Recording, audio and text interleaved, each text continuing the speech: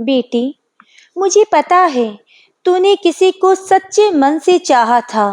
तेरे दिल ने उस इंसान को सिर्फ एक साथी नहीं बल्कि जीवन का अर्थ बना लिया था। तूने अपनी हर भावना, हर उम्मीद, हर दुआ उसी रिश्ते में समर्पित कर दी थी। तेरे लिए वो व्यक्ति सिर्फ कोई इंसान नहीं था बल्कि तेरे संसार का केंद्र था।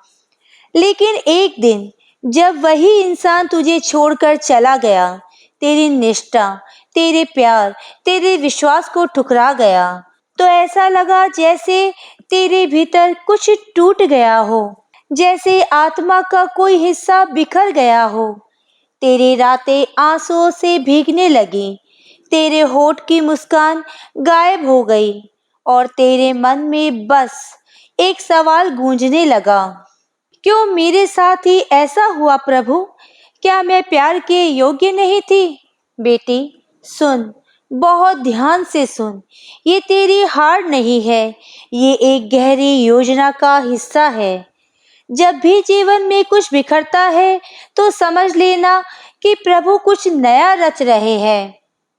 एक बार एक कन्या मेरे पास आई थी। उसकी आंखें आंसुओं से भरी थी, उसकी आत्मा थकी हुई थी। वो बोली, बाबा, मेरा दिल टूट गया है, अब मैं नहीं जीना चाहती।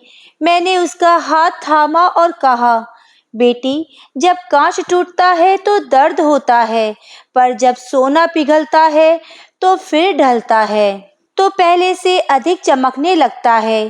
तेरे दिल का ये टूटना तुझे चोट पहुंचा रहा है, पर यही टूटन तुझे नया रूप दे रही है। ये तुझे भीतर से मजबूत बना रही है। कभी कभी प्रभु तेरे जीवन से कुछ लोग इसलिए निकाल देते हैं क्योंकि वो जानते हैं कि ये रिश्ता तेरे योग्य था ही नहीं और ये रिश्ता तेरे लिए बोझ बन जाता। वो तुझे उस राह से हटा रहे हैं जहां और गहरी पीड़ा छुपी थी। समझ ले बेटी, धोखा हमेशा शाप नहीं होता, कई बार वही सबसे बड़ा आशीर्वाद होता है।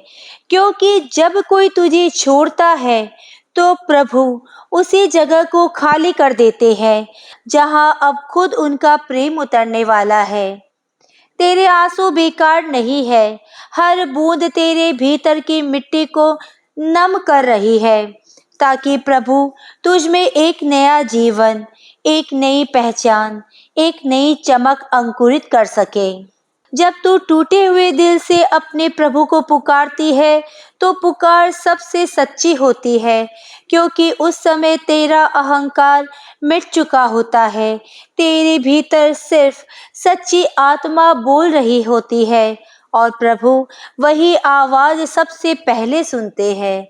याद रखना बेटी, किसी का चला जाना तेरी कमी नहीं है, बल्कि उस व्यक्ति का भाग्य था कि वह तेरे जैसे सच्चे हृदय को पहचान न सका। और प्रभु कभी किसी सच्चे प्रेम को अधूरा नहीं छोड़ते।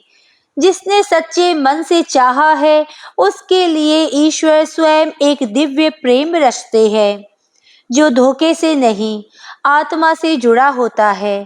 तेरा ये दर्द व्यर्थ नहीं जाएगा, ये तुझे उस मंजिल की ओर ले जा रहा है जहां तू अपनी असली कीमत समझेगी, जहां तू फिर से मुस्कुराएगी और कहेगी, धन्यवाद प्रभु, धन्यवाद बाबा, जो टूटा वह मेरे भले के लिए टूटा।